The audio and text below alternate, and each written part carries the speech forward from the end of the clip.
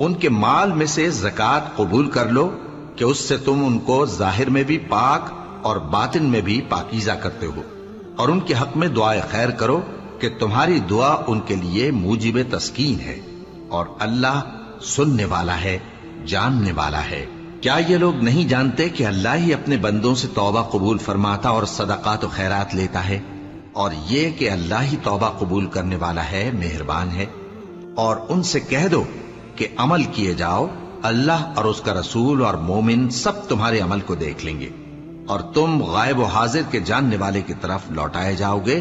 پھر جو کچھ تم کرتے رہے ہو وہ سب تم کو بتا دے گا۔ اور کچھ دوسرے لوگ ہیں جن کا کام اللہ کے حکم پر موقوف ہے، چاہے وہ ان کو عذاب دے اور چاہے معاف کر دے، اور اللہ جاننے والا ہے، حکمت والا ہے۔ اور ان میں ایسے بھی ہیں جنہوں نے اس غرض سے مسجد بنائی ہے کہ ضرر پہنچائیں